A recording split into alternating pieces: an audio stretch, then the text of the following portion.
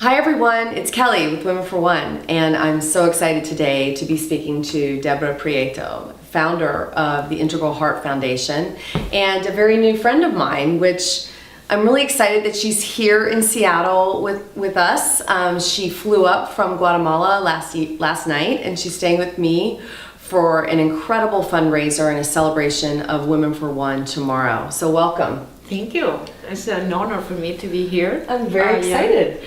And as I told you yesterday, actually yesterday I had the chance to see Seattle because the last time I was here it was all cloudy and I couldn't see it. Yes. So I had to say it's beautiful.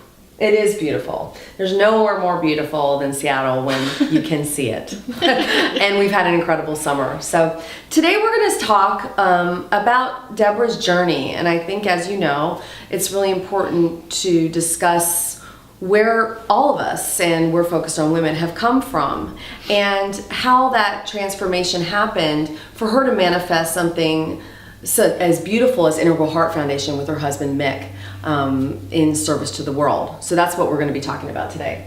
Okay. So I guess I want to start with, if you could just tell us a little about yourself, where you're from and where the evolution came. And I know we had spoken before about the process that led you to where you are today. Okay. Thank you. Mm-hmm. Well, I am Spanish. I was born in Spain. I have my normal education. Spain is a country that is very, conditioned in the way it has a beautiful, lovely culture, but as I was explaining to you before, it can be a trap as well in the sense that it kind of becomes a law to be in that culture and to have to, follow with every step, right? I did my normal life. I had a normal childhood, and I decided to study philosophy, like classic philosophy in the University of Madrid. I always, had that sense that I wanted to study something that made me think, made me use my brain, right? Like going beyond the normal standards of society. And what happened is that I love it, but it wasn't like there was something missing in studying that. At the same time, well, I sort of like personally and emotionally fell into a kind of deep hole, and how old were you at this point? Okay, because you're 40 now. Yeah.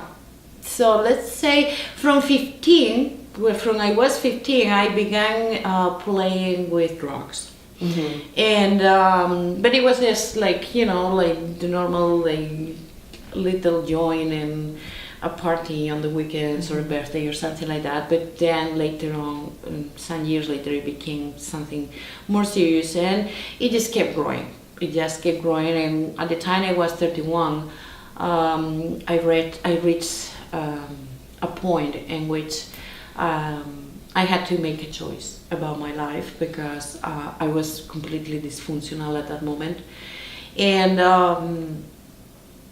the truth is that I didn't care much about anything anymore. So I thought about it, and I made the choice of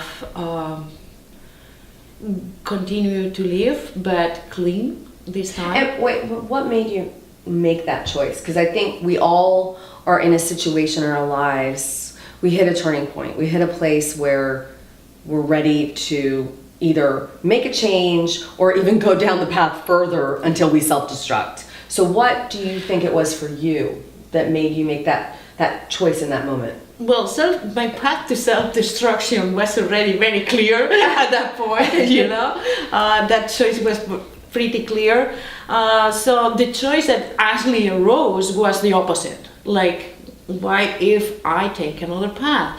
What brought me there? Okay, I can say many things, but I think the last drop was one night, and when you do drugs at night means from Thursday to Monday morning. Right. That's what a night means. Mm-hmm. In which I was like kind of pretty high, and I have a lot more to go. And I just it was kind of let's say an out of body experience in which I could see myself. I could see that being there that was wasting life and time and a precious opportunity. And I was like, what do you want to do? Do you want to keep going? Do you want to keep going, go to the end? Or do you want to do something else? Now you want to do something else. This that is on the table right now, it cannot happen anymore, not even once more. And as I said to you, I'm not a middle ground person. I'm an extremist or one thing or the other, and if I pick some, is go for it. Right. I could go all the way until the body couldn't handle it anymore, but for some reason I decided the other way. At that time I was married to another man, and he was also doing the same thing, so I decided to get divorced because that wasn't helping. And I didn't go to rehab.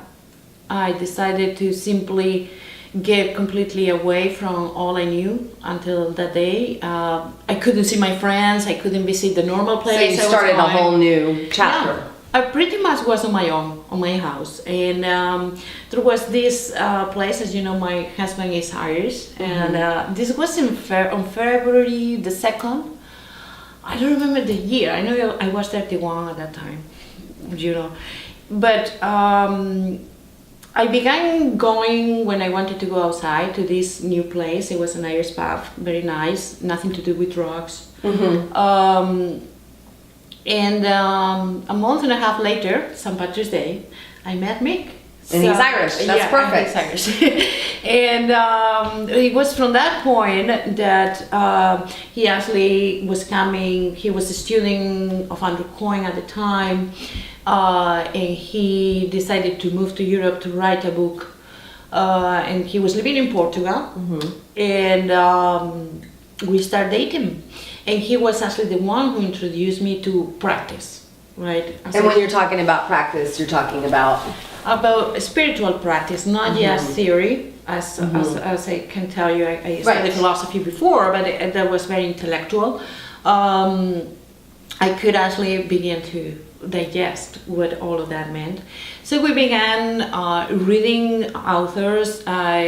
We work a lot with Marco Aurelius meditations, and we work with the Tao, the Dhammapada. I began translating all these texts, and of course practice of meditation. And then from there is when I met Andrew Coyne in retreat, and then through Ken Wilber I knew about Debor, who then was my teacher. And your teacher, meaning, can you talk about that for me? Okay, I am a Zen monk today. A Zen monk? A nun. Yeah, I know it doesn't look like that, but...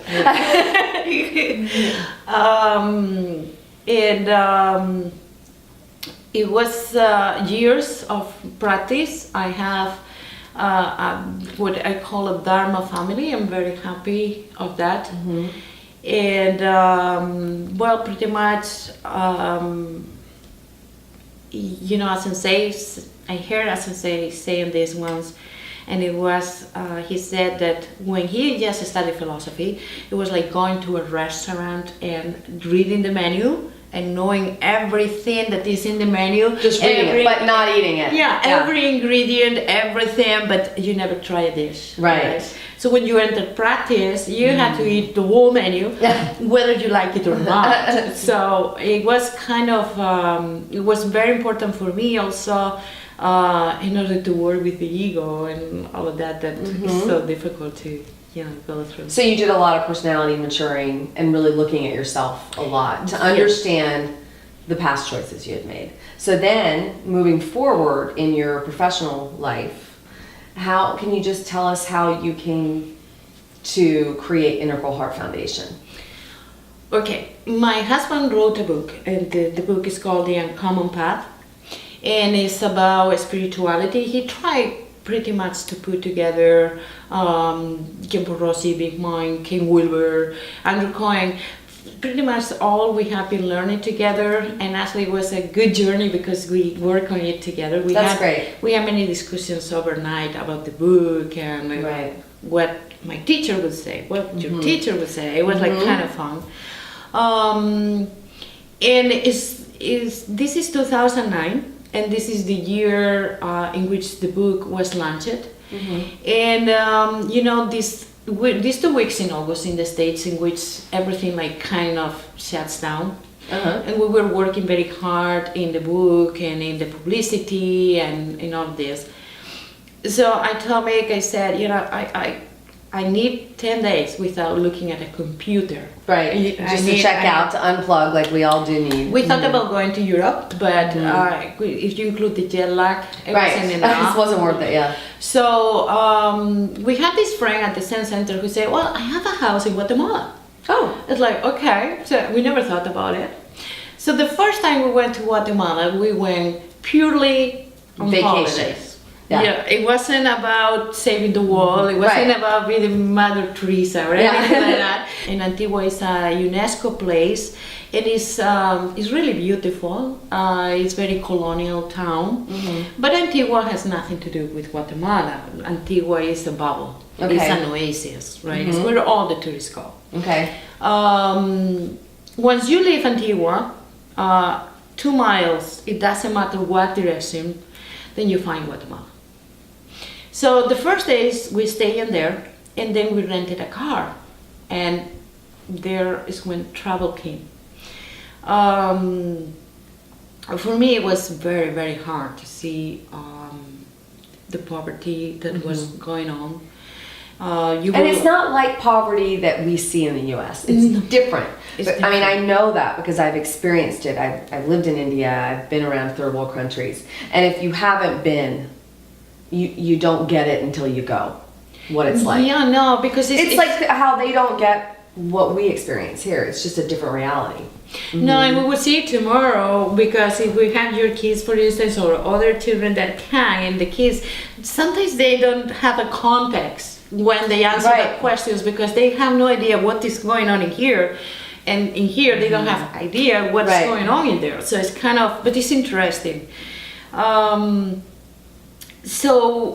It was like, you would see children, I mean, the intensity and the amount and the lack of, what can I say, like the lack of, I would say hopelessness. There was like, you don't see an exit to all of that because it's so much.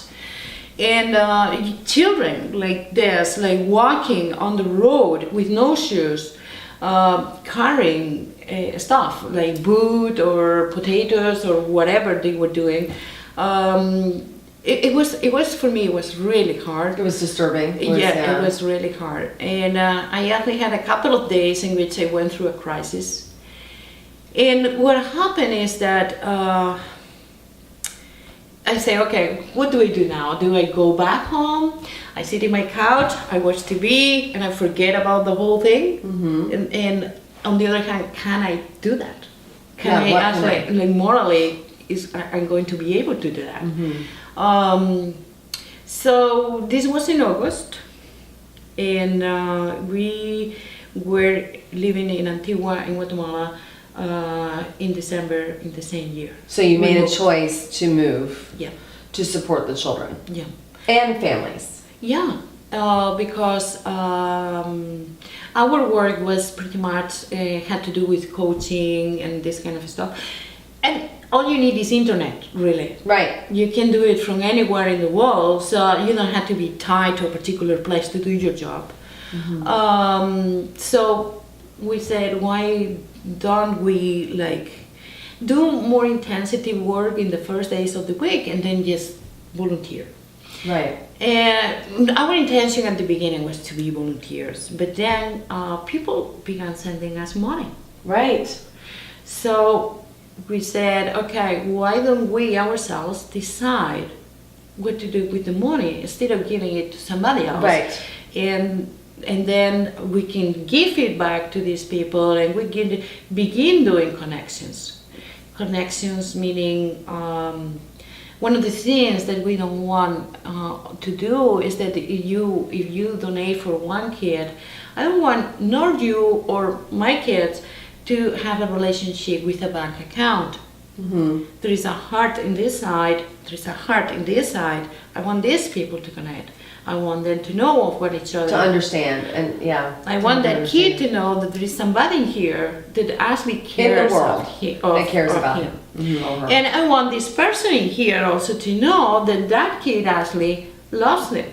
Mm-hmm. So it's kind of being a fantastic trip. Yes, and it's evolved, and we connected because we have similar philosophies through Ken Wilber and Andrew Cohen. And I guess I've worked in nonprofit for so many years, and I always, and as probably the community knows, I'm always moved by small foundations, small organizations that are making a difference with little overhead. Mm-hmm. Because sometimes, I mean, not always, there's some incredible large nonprofits, but sometimes it gets to the point where it's so much administrative costs and so political.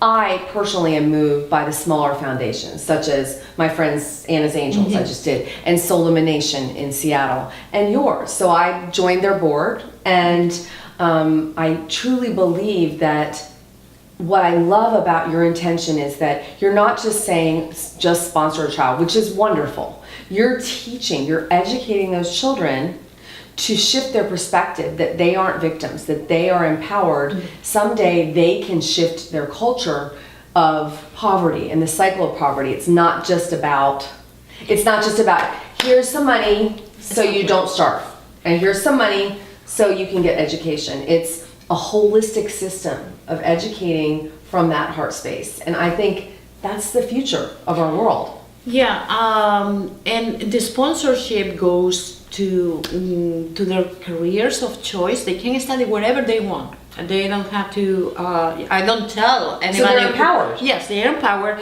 but then they have to come to our classes, because what I don't want to build either is or me is just new consumers. Right? You could just create that consumer, right? Yeah, right. I mean, that for me doesn't work. Right. I mean, I need somebody who is empowered, who has a gift that it can in the future manifest in the world, but also it has a higher consciousness, it has a bigger perspective, it has a level of development that goes beyond my egocentric needs. Right. You know, so to care for others, to know you care for them. It's reciprocation. I want them to see that their actions are going to reflect in the whole world. Mm-hmm. And if culture is going to change, it's going to be through that perspective and through that consciousness. Right. And I know it's kind of a dream. I know it's a very slow process, but our dream is to actually be able to we have a pretty beautiful bunch of students right now, and some of them have sponsors, some don't, but what we want them to be is that tomorrow they become teachers of what we're doing. So you're empowering them, teaching them. Yeah. Begin spreading this word, and little by little, going to changing generation by generation from the inside. Well, and consciousness magnifies effect, so you just keep working at it. I mean, I just recently interviewed Maya Angelou, and I talked to her about this entire thing, and I asked her about the civil rights movement and where women have come and where African Americans have come, and she said, we've come a long way, and we need to celebrate the percentages we come, but that doesn't mean we don't have a long way to go to get to the place of equality, and to get to that place of shifting the culture in that same way for you. Yeah. So I think, and it's a long way, and it's a lot of work, and there are going to be many tears on the way, but there's a lot of joy too, and a lot of fun, I'm sure. You've had a lot of fun doing this. I do have a lot of fun, and I'm not going to deny that sometimes I get up in the morning and I have many questions myself. It's like, why I'm doing this? Or sometimes some of the kids, they just fail because they are so embedded in this kind of culture in which education is not important. It's not valued. You have to go to the market to carry stuff that's more important than years of education. And sometimes it's kind of depressive, and sometimes you have a bad day. I'm not going to say you don't, but with all my questions, I get up, I have all these questions, and I still do what I have to do. And you know, you can lose a soul, you gain another, and it's So you're serving. That's what you're doing. That's what it feels like. Thank you. It's beautiful, and I'm so grateful that you created this organization. It's empowering. It's an incredible model for our community to understand that can be created anywhere. Anywhere. I mean, you really you find that passion, and you know, you and I were talking before about we were talking about how you have to be flexible and you have to be no agenda. So you went there with a pure intention of supporting and volunteering, and then you were flexible with no agenda to the place of this thing came out of you. It evolved. Integral Heart Foundation evolved out of you and Mick in some ways. You know, that's what I thought at the beginning. That actually, Mick and we created this, right? Well, you're the channel. You didn't create it. Exactly. I think that Integral Heart Foundation is manipulating us. Absolutely. It's like it just same needed like a women. vehicle. Same like Women for One. I'm not Women for One. I'm the vehicle, and so you just have to surrender, be flexible. You needed to the somebody service. willing. Okay. Oh, look at that guy. Okay, let's go we'll through. do that. That's exactly how I feel. So that's what I was saying. Yeah. That is exactly how I feel. So thank you so much for sharing your story. And where can everybody go to donate, to get involved, to learn more about? We'll have it up on our site as well. They can click on it through the video. But can you other ways that they can either support financially or through volunteerism or learn more about Integral Heart Foundation? Well, financially they can support through our website itself. If there is PayPal, But through like sponsorship through of a a child. sponsorship of a particular child, through a sponsorship of a particular program. Okay. You know, then we have like solar energy as well that we do. You know, like sometimes we have the Wisdom Speaker Series in which like great teachers, they come and they talk speak to and them. educate. Yes. That's beautiful too. It's really And how many children are you serving right now? Okay, you got Just me. generally. Yes, one. Like around 100, let's Okay. say. Because we decided this year that we didn't want to focus in quantity. We didn't want like It's to quality. keep raising numbers because we know personally each one of these kids. We talk to them, and I don't want to get a number that I cannot manage. Right. And I don't want to have a kid that somebody say, oh, this is in your foundation, and I never saw his face. Absolutely. But And that's why I love supporting foundations like yours, because you know the founder, you know you're in the trenches, you know what you're doing, you know the children personally. It's beautiful to see that pure intention. Thank you. No, it is rewarding. It is rewarding. And it is painful. And I think it is what we have to do. And I want to mention also the fact that some people kind of look at us as if we were the heroes, right? As if we were the